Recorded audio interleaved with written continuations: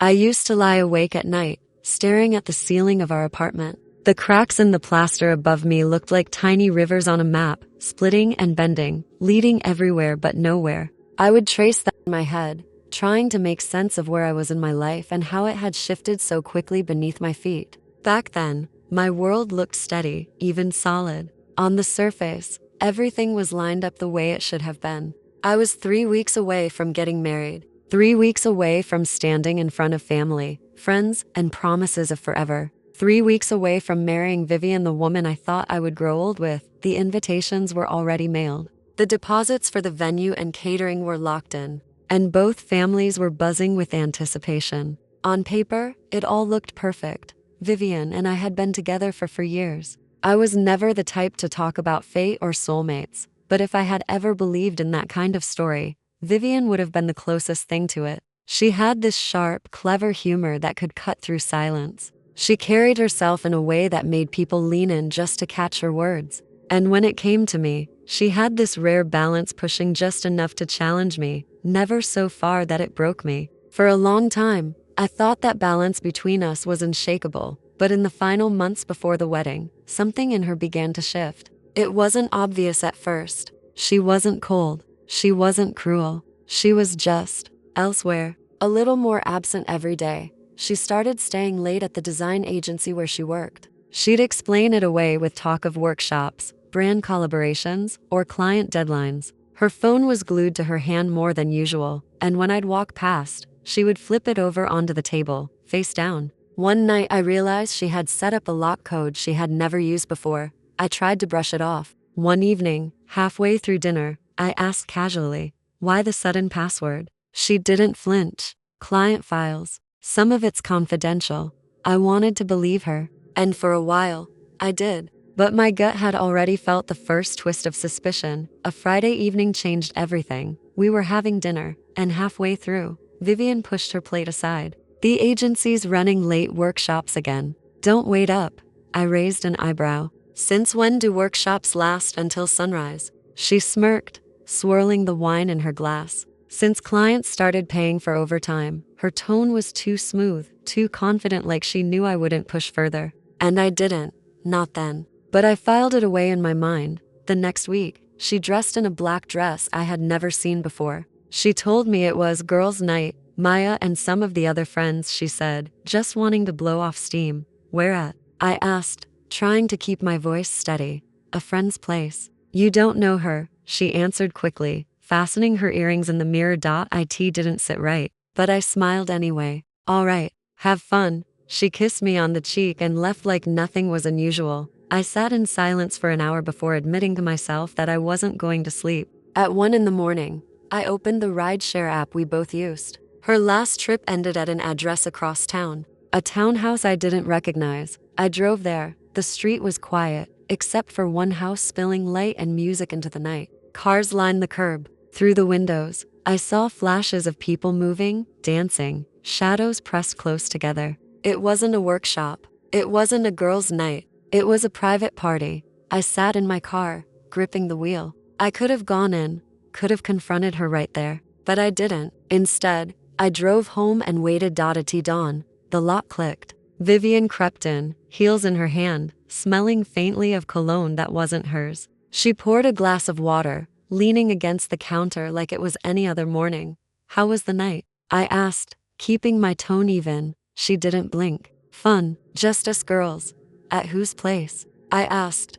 There was the smallest pause. Then she smiled. "A friend you don't know." "Don't overthink it, Jake." She walked into the bedroom, leaving the empty glass behind. I stared at it, knowing I had just caught the first glimpse of the truth. For a while, I told myself I could let it go, that maybe I was being paranoid. But the seed was already planted, and it grew. Every buzz of her phone, every excuse, every late night, it all added weight. The breaking point came 2 weeks later. She rushed out for work and left her laptop open. We had synced devices months earlier for wedding planning, so her messages sometimes mirrored there. I wasn't searching. But when the screen lit up, I saw a group chat notification. "Last night was wild. Glad she finally showed. I told you she'd loosen up. She'll be back." Attached were photos, Vivian laughing, drink in hand, surrounded by strangers. She looked relaxed, lighter than I had seen her in weeks. None of the faces around her were familiar.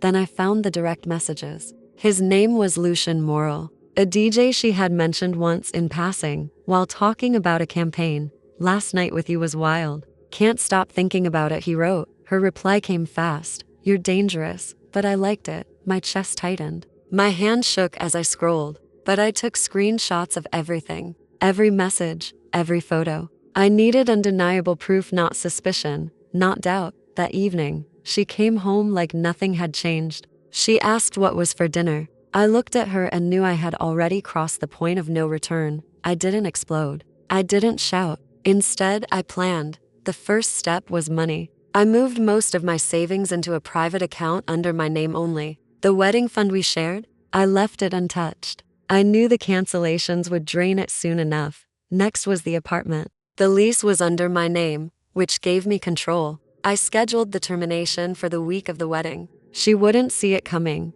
Then I contacted Mara Quinn, an attorney recommended by an old friend. She laid it out cleanly. Since no marriage license was filed, I could walk away free. I also reached out to Rowan Hale, my oldest friend, the one person I trusted completely. He didn't need details. When I told him I needed a place, he simply said, I'll make it happen.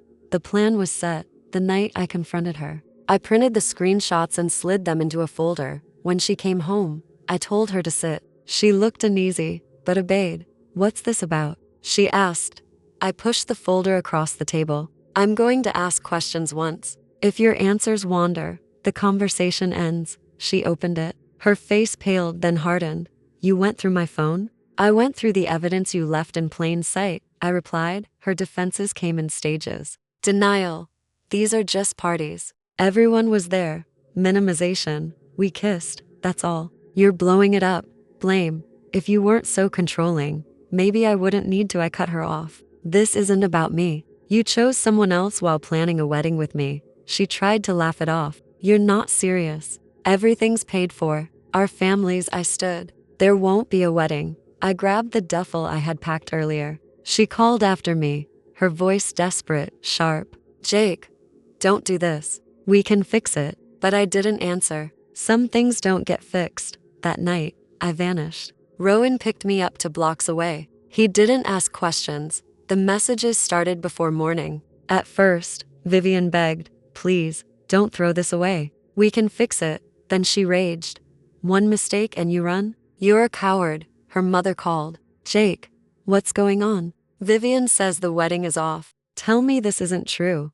It's true, I said. There won't be a wedding. I didn't explain further. The days that followed were a blur of cutting TIs. Joint accounts closed. Vendors canceled. Guests notified with a short, cold message. The event is canceled. Thank you for your understanding. When Vivian and I finally sat in a lawyer's office, her hands trembled as she signed the papers ending everything we had shared. You'll regret this, she spat. I already regret trusting you, I said, and that was the end. I left the city that same night. Rowan arranged a cabin 2 hours north, bare and quiet. For the first week, my phone buzzed nonstop with Vivian's messages. Pleading, bargaining, then lashing out. Eventually, I turned it off. The silence was jarring at first, but slowly, it felt like breathing again. I heard later that Vivian tried leaning on Lucian, but he wasn't built for real weight. He was a party man, a fleeting thrill. Their spark fizzled before it even began. I, on the other hand, started over.